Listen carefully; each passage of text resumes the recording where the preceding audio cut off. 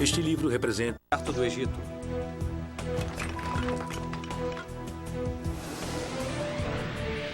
Depois vimos a matemática suscitar com um novo ethos na Grécia, onde ela foi aproveitada com lógica e argumentos organizados.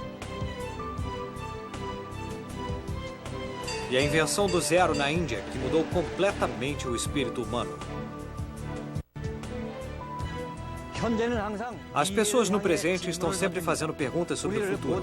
São essas mesmas perguntas que nos levaram do Egito Antigo e a Índia para a Europa atual. Nossa fase final nessa jornada é sobre duas perguntas que nos foram feitas. Uma é sobre os números e a outra é sobre a geometria.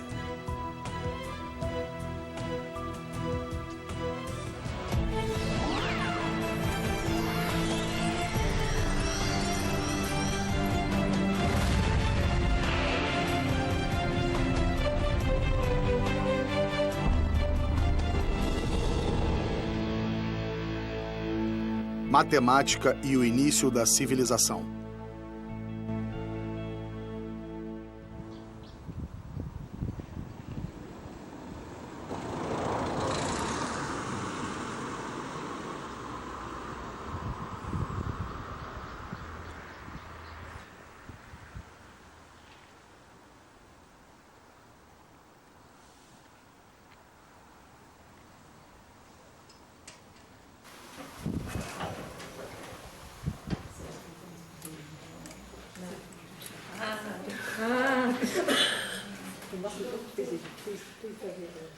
Em 1962, a vida de um garoto mudou nesta pequena biblioteca.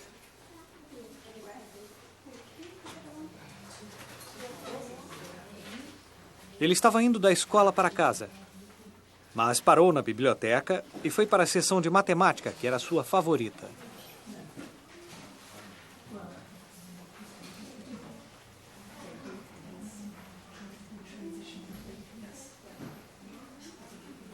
Enquanto examinava os vários títulos, ele encontrou este livro.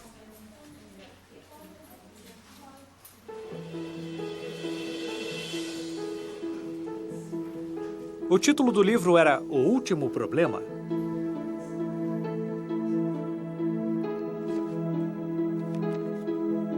O livro continha somente um problema, que era fácil o bastante para esse garoto de 10 anos resolver.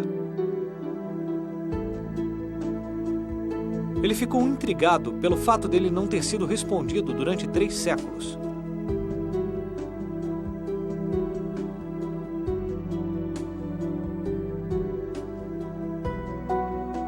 O nome do garoto era Andrew Wiles.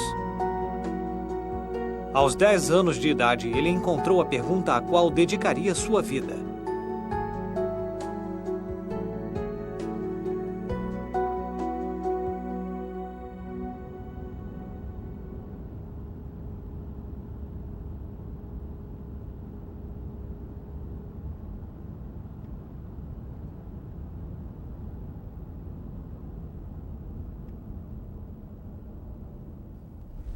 Normalmente você leva alguns minutos para resolver a maioria dos problemas que encontra em um livro de matemática.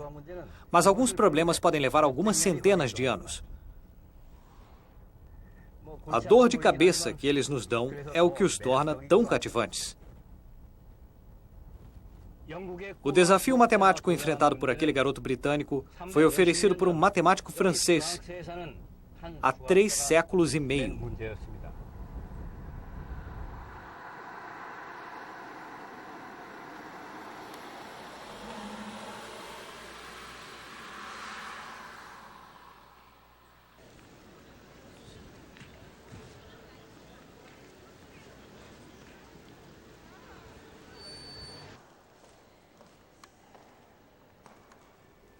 Esta majestosa estrutura do século XVII um dia foi a sede da justiça e da paz. Dentro dela existe a sensação de magnificência e grandeza.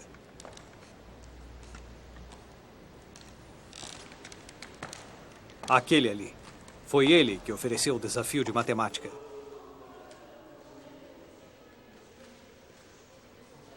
Pierre de Fermat. Ele era o juiz-chefe aqui deste tribunal.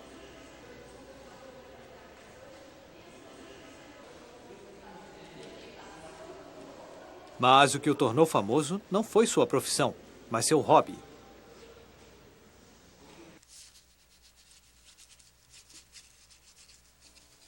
E seu hobby era matemática.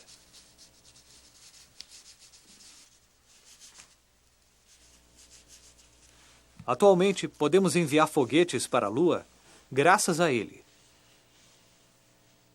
Ele descobriu um método para encontrar as maiores e menores ordenadas de uma curva, fundamentais para o desenvolvimento do cálculo. Fermat era um matemático amador, mas sua contribuição para a história da matemática foi além de um mero hobby. É justo dizer que sua contribuição foi maior que a maioria dos matemáticos profissionais.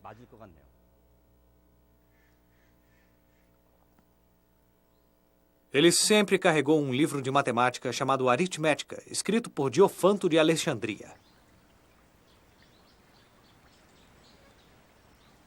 Quando estava livre de suas obrigações com a lei, resolvia os problemas envolvendo o Teorema de Pitágoras ou números relacionados ao triângulo. Às vezes, ele mesmo criava problemas de matemática. Era um amador que deixava seus conceitos matemáticos espalhados em anotações em vez de usar um livro. O problema central desse desafio era um deles.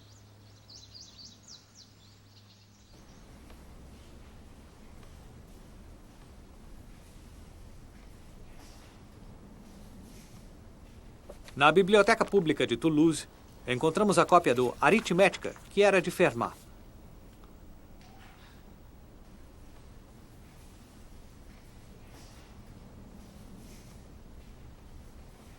Até vemos a assinatura dele.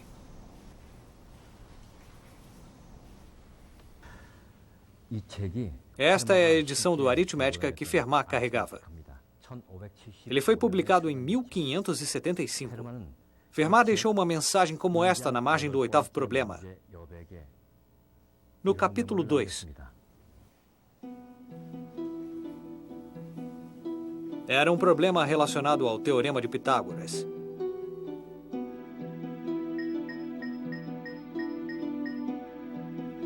O Teorema de Pitágoras diz que a soma do quadrado do lado A com o quadrado do lado B é igual ao quadrado do lado C. Muitos conjuntos de inteiros satisfazem a essa fórmula.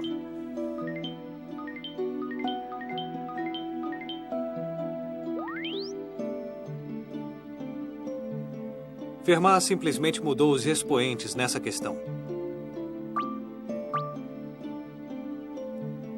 Quais números inteiros satisfazem a essa fórmula? Fermat disse que nenhum maior que 2. Qualquer expoente 3 ou maior chegaria à mesma conclusão.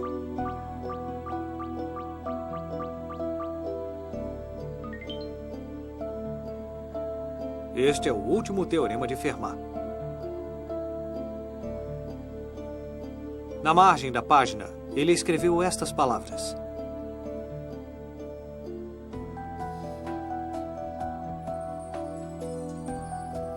Encontrei uma demonstração realmente maravilhosa disto. Mas esta margem é estreita demais para contê-la.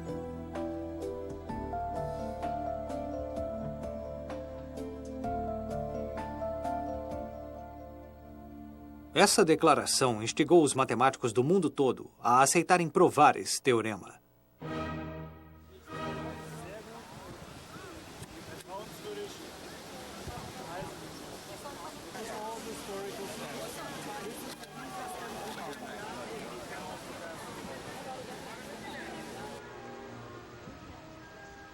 O primeiro desafiante era da época de Beethoven.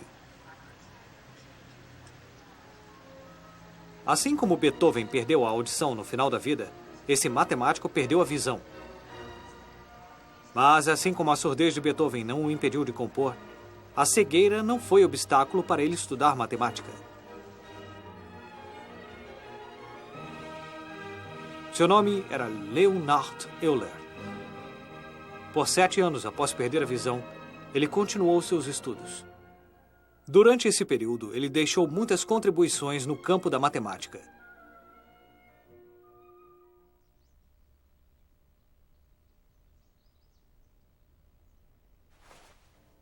Em sua juventude, Euler aceitou o desafio de provar o último teorema de Fermat.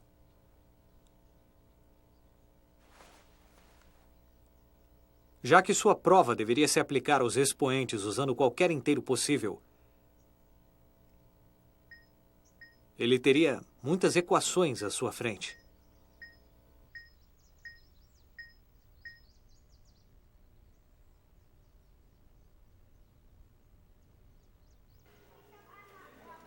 Os expoentes no último teorema de Fermat são números naturais, e eles têm certas características. Todo número natural é composto de números primos ou seus múltiplos. Significa que todo número natural pode ser decomposto em fatores primos. A palavra primo sugere que esses números são de extrema importância. O papel deles na matemática como blocos de construção sugere isso.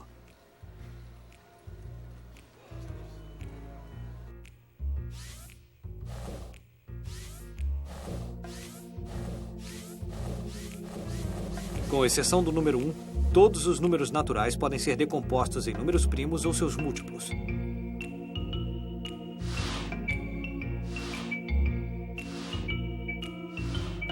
Talvez os números primos possam ser a chave para provar a última teoria de Fermat.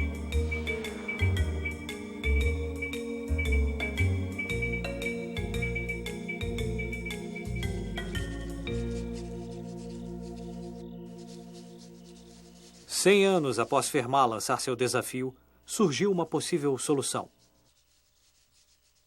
Euler tentou a equação quando n, o expoente, fosse 3. Para continuar procurando, ele concebeu um novo tipo de número.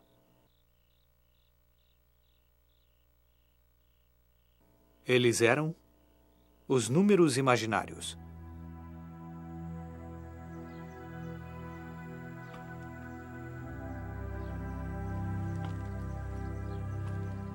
Os números imaginários eram muito difíceis de serem compreendidos com o sistema numérico existente. Então, quando foram adotados pela primeira vez, eram chamados de imaginários.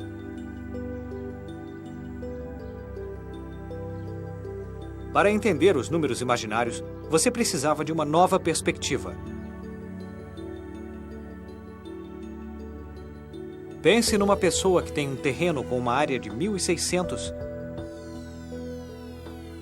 mas perde uma área de 3.200 por causa de dívidas.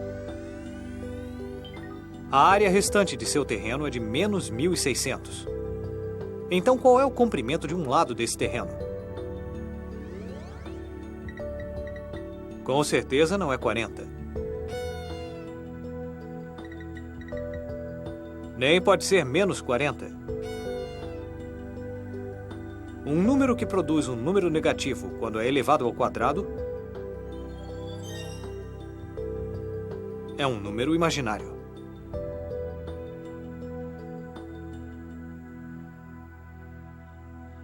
Usando números imaginários, Euler demonstrou a prova quando n é igual a 3 e depois 5.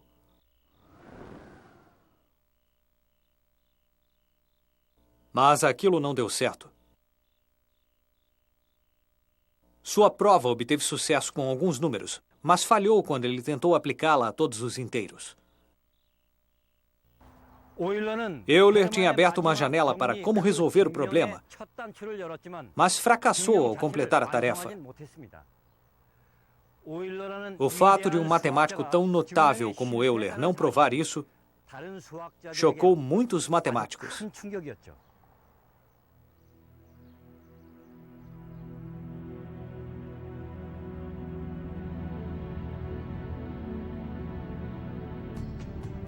O problema era como uma maldição.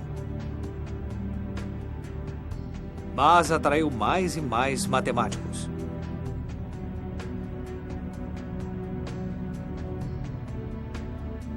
Esse foi o último problema sem solução que Fermat deixou para nós.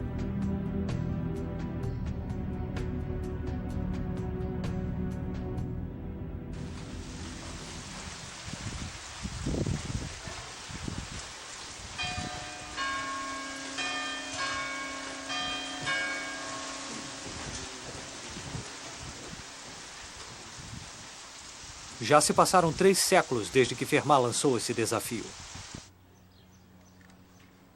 O garoto de 10 anos cresceu e se transformou em universitário. Andrew Wiles cursava doutorado na Universidade de Cambridge em 1975. Sua área eram as curvas elípticas. Até então, ele não tinha nada a ver com a última teoria de Fermat. Nesse ínterim, no entanto, começou a surgir uma descoberta que ligava o último teorema de Fermat às curvas elípticas, que eram o foco de estudo de Wiles.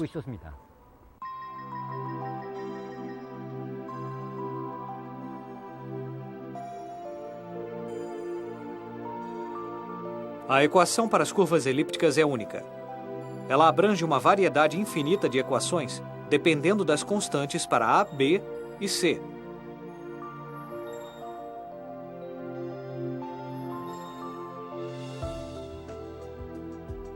Enquanto isso, os matemáticos japoneses Yutaka Taniyama e Goro Shimura apresentaram uma conjectura nova e audaciosa no Congresso Internacional de Matemáticos, realizado em Tóquio, em 1965.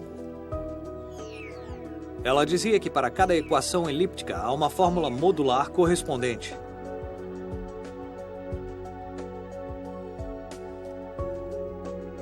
Os módulos eram uma nova área da matemática que estudavam as características da simetria.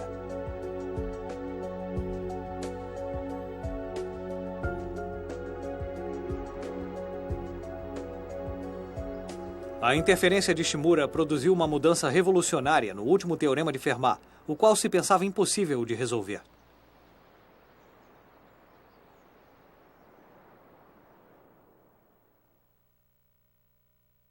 Isso deu uma oportunidade a Andrew Wiles, que estava estudando as equações elípticas. Um dia, Andrew Wiles desapareceu do mundo acadêmico. Durante um bom tempo, ninguém o viu. Mas 7 anos depois, ele de repente apareceu em uma conferência realizada aqui em Cambridge.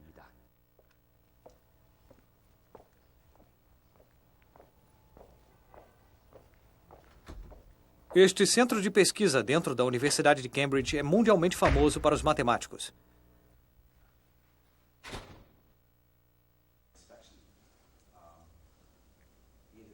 É um lugar onde são discutidos os problemas de matemática mais difíceis.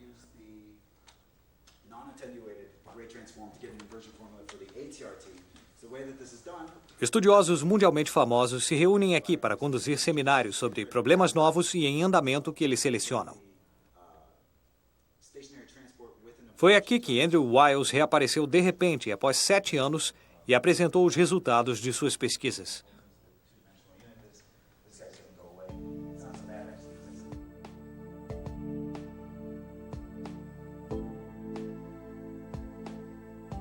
Muitas pessoas ocupavam os assentos desta sala de conferências para testemunhar a história.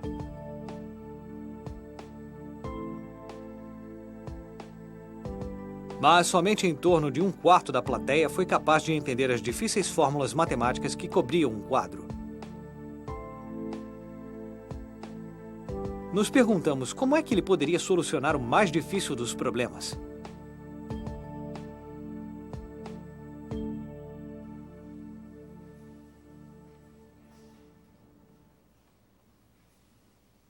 Mas Andrew Wiles abordou o problema de uma maneira excepcional. Existem números naturais que funcionam com o último teorema de Fermat. Mas a prova de Wiles começa com a hipótese de que, de fato, existem tais números naturais.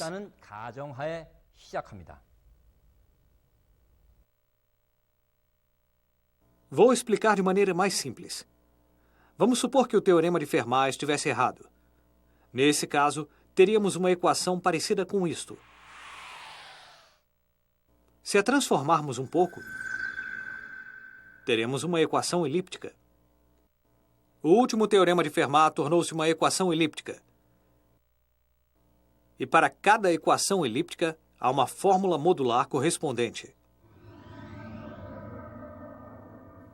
Isso é conhecido como a conjectura de Taniyama-Shimura. Essa equação é obtida sob a hipótese de que o último teorema de Fermat está errado. Então, essa equação não existe. Se a conjectura estiver correta, ela não pode ser transformada em módulos.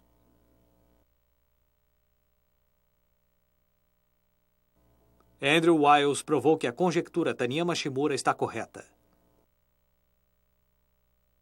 Sendo assim, a equação obtida da hipótese de que o último teorema de Fermat está errado não pode existir.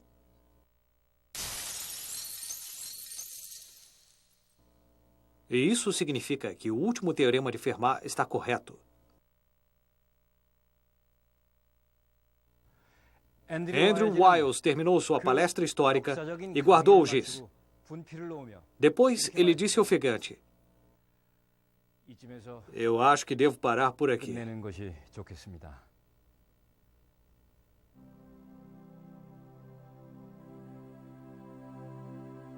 A sala de conferências se encheu de aplausos. O sonho dele, concebido numa biblioteca de uma pequena cidade quando ele tinha 10 anos, finalmente se realizou.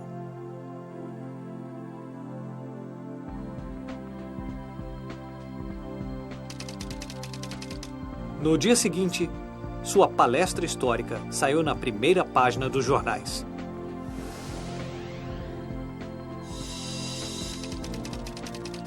Isso foi uma raridade para os matemáticos ou para os conceitos que estudavam.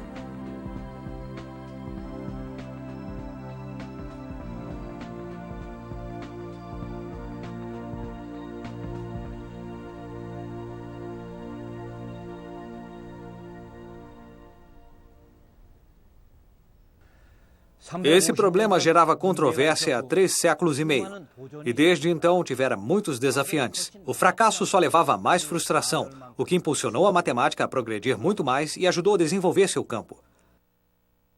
Mas agora, está na hora de conhecermos um segundo problema. É sobre espaço e o universo no qual vivemos.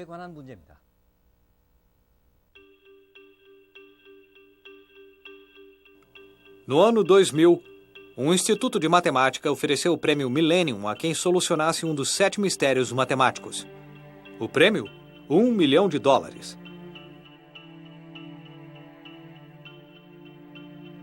Em 3 anos, um matemático russo resolveu um desses problemas matemáticos difíceis. Mas no final, ele recusou o prêmio.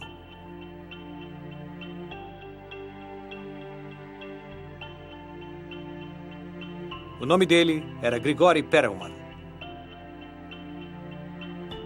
Perguntaram por que ele tinha recusado o prêmio. Isto foi o que ele supostamente respondeu: "Eu sei como controlar o universo. Então me diga, por que eu iria querer $1 milhão?"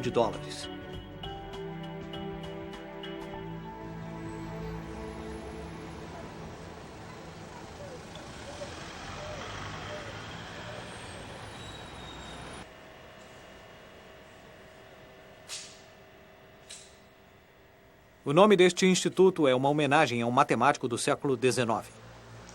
O nome dele era Henri Poincaré. Foi ele que apresentou o problema que o Sr. Perelman resolveu.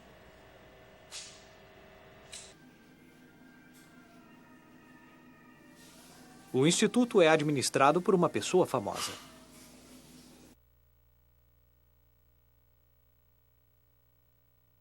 O vencedor da medalha Fields, o prêmio Nobel da matemática. Ele em si já é uma medalha Fields, laureado na matemática.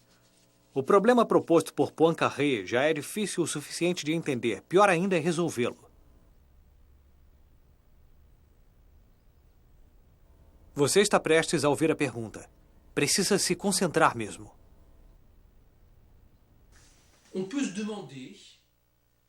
Podemos perguntar se é possível transformar um universo tridimensional, que não tem buraco, um universo finito com bordas, em outra forma de universo?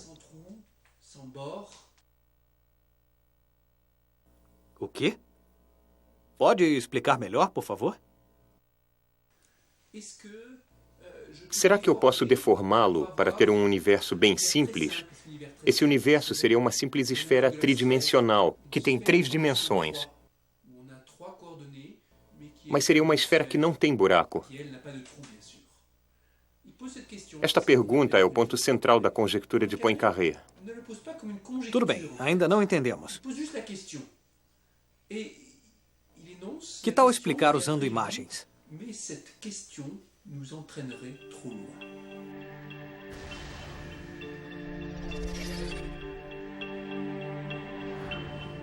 Imagine lançar um foguete no espaço com uma corda amarrada à Terra.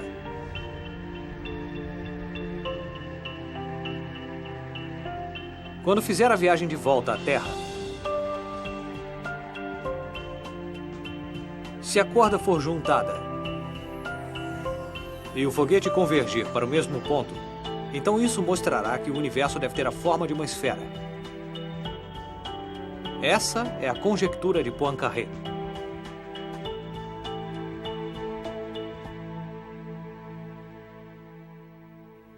Henri Poincaré era um matemático incrivelmente extraordinário para sua época. Ele demonstrava intuição que lhe permitia chegar a soluções para os problemas sem prová-las. A conjectura de Poincaré foi um tipo de questão oferecida sem prova. Ele fez a pergunta. Ele fez a pergunta e logo depois afirmou: esta questão nos levará bem longe. É isso que ele diz.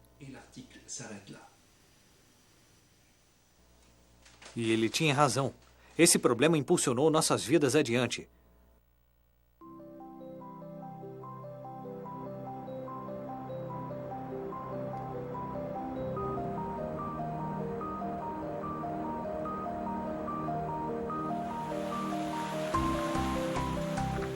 Poincaré queria saber qual era a forma do universo.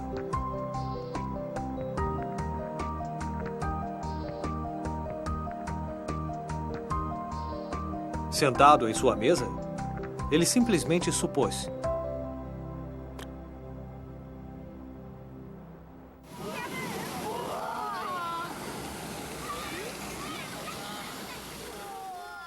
Somos incapazes de ver o universo da Terra onde vivemos.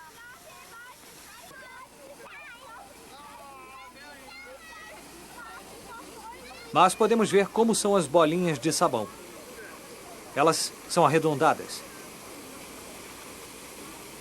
Às vezes, elas são achatadas ou amassadas. Na verdade, estão constantemente mudando de forma. Mas dizemos que geralmente são redondas.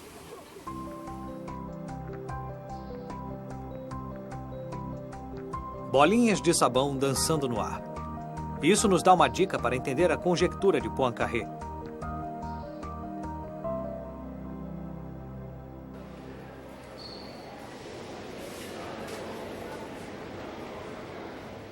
Este é o mapa de metrô, contendo todos os nomes das estações. Na verdade, não está exatamente como o layout atual do terreno. No entanto, podemos usá-lo para chegar ao nosso destino pegando o metrô. Isto pode não parecer especialmente incrível, mas é a façanha de um matemático. Ele é do século XVIII. Vamos conhecê-lo?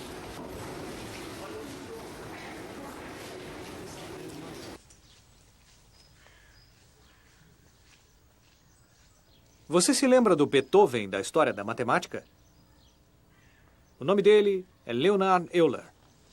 Aqui, ele está concentrado em um enigma muito famoso.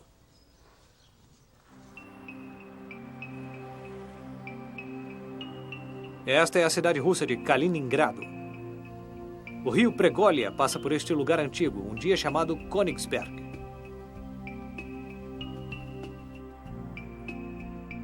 O rio tem 7 pontes. Elas inspiraram um cidadão a criar um enigma sobre elas.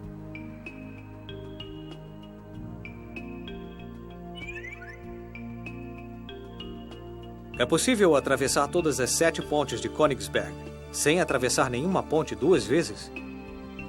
A pergunta era sobre o que hoje chamamos de ciclo euleriano.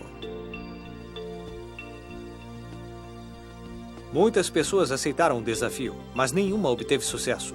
Isso tornou o enigma mais famoso ainda.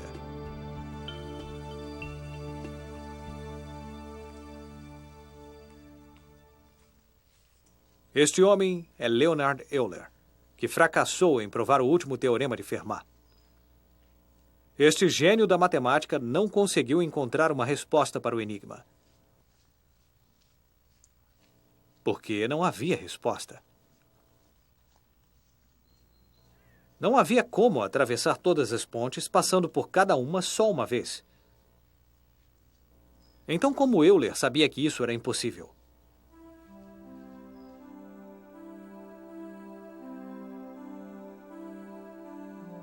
Euler simplificou o mapa, representando as pontes por linhas e a Terra por pontos.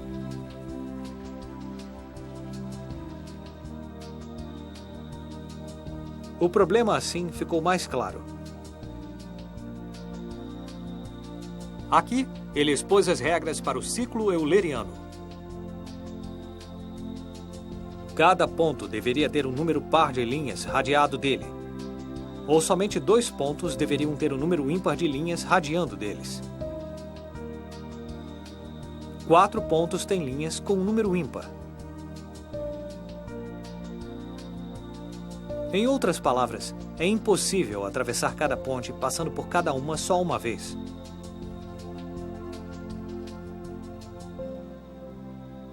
O layout real do terreno não importa. Euler viu a conexão entre as linhas e os pontos no local.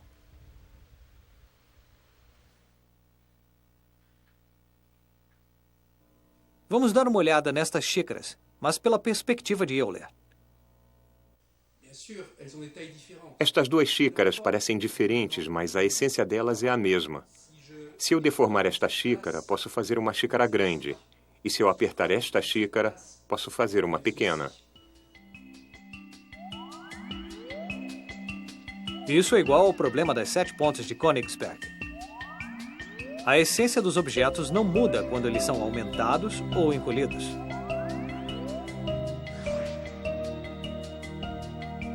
Mas se os cortarmos, ou fizermos um buraco neles, aí a essência muda. Esta bola aqui não pode nunca ser transformada em uma xícara. São totalmente diferentes. Se eu deformar esta xícara, nunca poderei transformá-la em uma bola. Por quê? Porque a xícara tem um buraco, mas a bola não tem buraco algum. Posso transformar esta xícara de 1000 maneiras, mas sempre terá um buraco. Sendo assim, posso dizer que a bola e a xícara são de formas diferentes.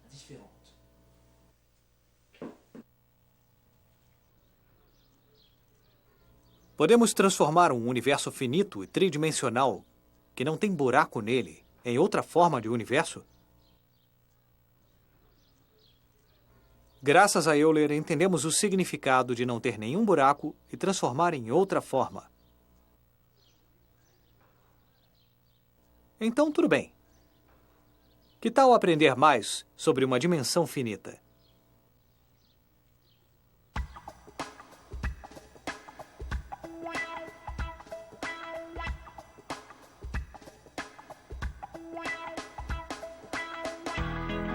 Às vezes, nos referimos aos que se comportam estranho, como vivendo em outra dimensão. Da perspectiva das dimensões matemáticas, o mundo, de fato, parece bem diferente.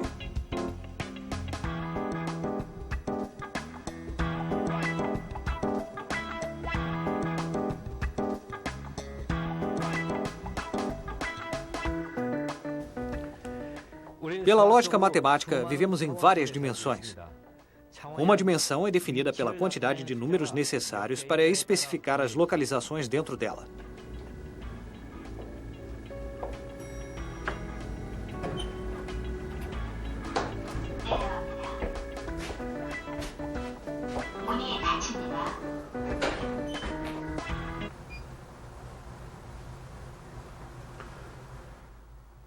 Uma dimensão definida por somente um número. Nós a chamaríamos de unidimensional. Só usamos o número 5 para subir até o 5º andar.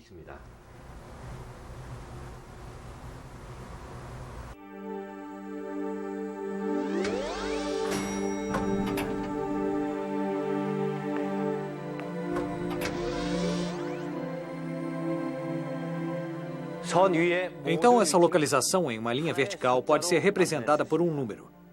Então, uma linha é definida como unidimensional.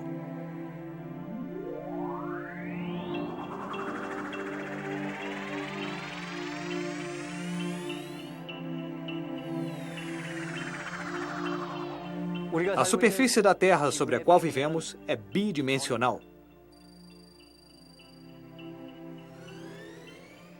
O ponto no qual estou parado é 131 graus leste e 37 graus norte, a ilha de Tokto, na Coreia.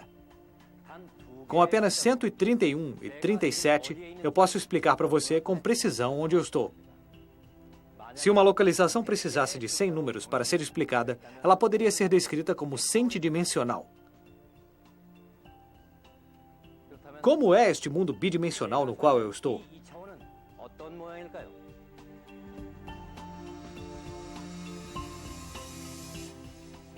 Ele é plano, não é? Existe qualquer outro mundo bidimensional que pareceria diferente? Estou indo para o fim deste mapa mundi.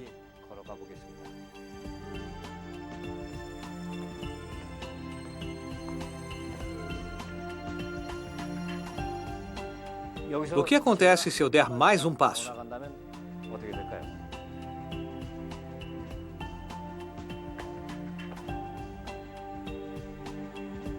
Fui parar no lado oposto do mapa. Isso é porque a Terra é redonda. Quando você sai de qualquer ponto da Terra, ainda poderá voltar para o lugar original.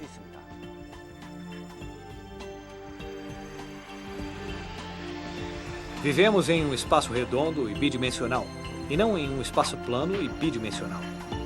Mas há dois espaços bidimensionais com formas diferentes. Vamos seguir este navio?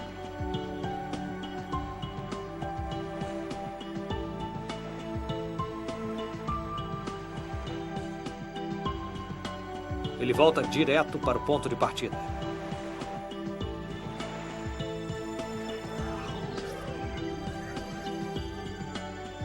Mas e se a Terra fosse assim? Mesmo que o navio navegasse sobre um objeto em forma de rosquinha, ele voltaria para seu ponto de partida. A Terra e uma rosquinha são diferentes em sua natureza.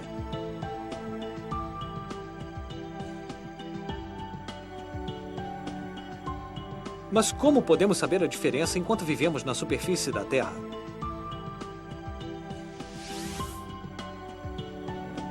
Imagine que o navio navega com uma corda presa nele. Quando ele volta, nós puxamos a corda.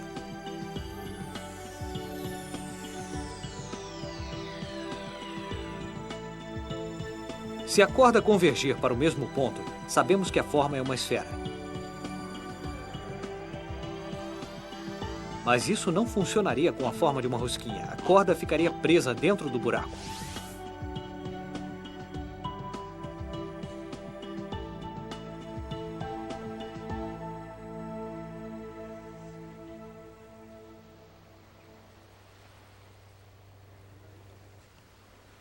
A conjectura de Poincaré incita os intelectuais de hoje que desejam explorar mundos desconhecidos.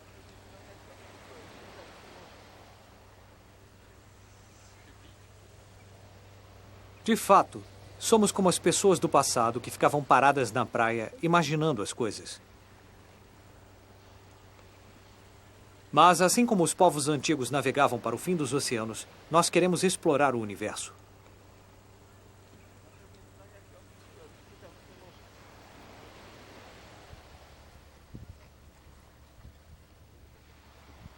Os exploradores do passado, que nunca tinham visto a Terra esférica, ainda navegavam corajosamente pela superfície do planeta, porque havia aqueles que conjecturaram que ela era redonda. Henri Poincaré conseguiu conjecturar a forma do universo sem explorá-lo pessoalmente. Vamos lançar nossa espaçonave? A superfície da Terra é bidimensional, mas o universo é tridimensional. Nossa espaçonave é lançada no universo tridimensional com uma corda presa nela. Se o universo tiver uma forma esférica finita, a espaçonave voltará à Terra, assim como eu fui parar no lado oposto do mapa mundi.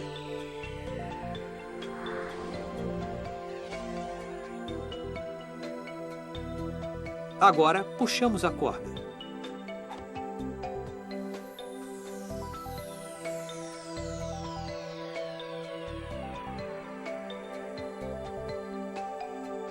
Ela não converge a um único ponto. Significa então que o universo pode ser uma esfera tridimensional, sem um buraco.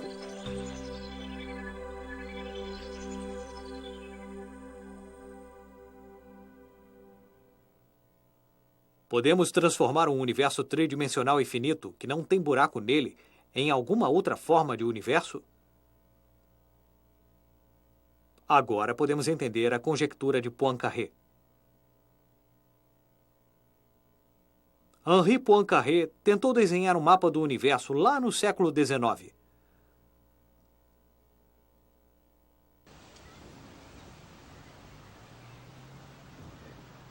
Mas a matemática é um mundo de provas exatas. Sem tais provas, a conjectura de Poincaré é uma mera suposição. Em abril de 2003, uma plateia ansiosa encheu o auditório do MIT. Todos estavam lá para assistir à palestra do matemático russo Grigori Perelman.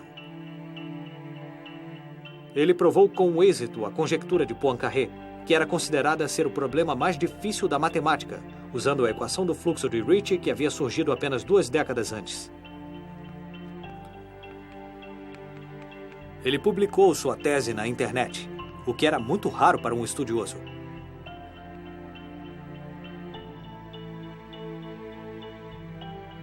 Ele recusou todos os tipos de entrevistas de jornalistas.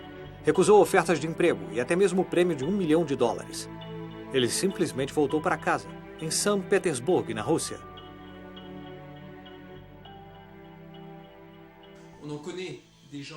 Às vezes vemos pessoas como ele que recusam um patrimônio por uma questão ideológica, filosófica ou ontológica. Mas não é isso que é extraordinário. O que eu acho excepcional e raro é o fato de Perelman ter chegado à solução após 7 anos de pesquisa em total isolamento. Ele viu mais além que qualquer um. Sua façanha é um verdadeiro milagre e podemos aprender com ele.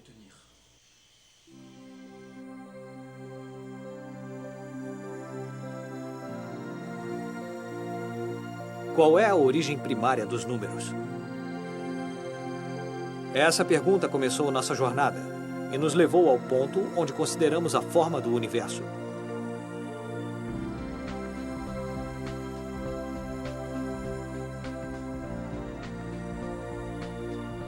Conhecemos vários matemáticos até agora.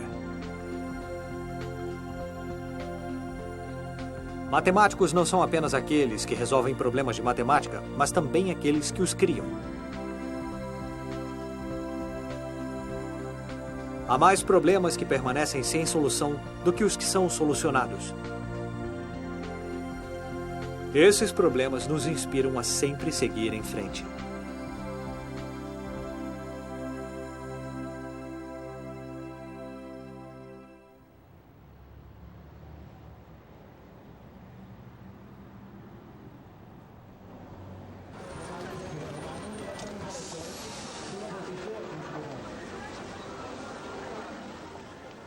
Agora eu volto para casa, após viajar pelo Egito, Grécia, Índia e Europa.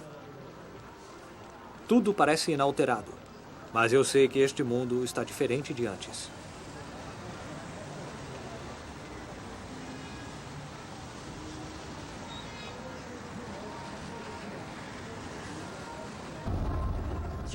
Esta foi uma longa jornada. Eu realmente tive momentos incríveis. E imagino como você se sente. Você agora sabe que, enquanto existir a civilização, a matemática será um de seus pilares mais importantes? E enquanto a civilização progride, a matemática continuará a desenvolver. E então, nossa jornada irá recomeçar.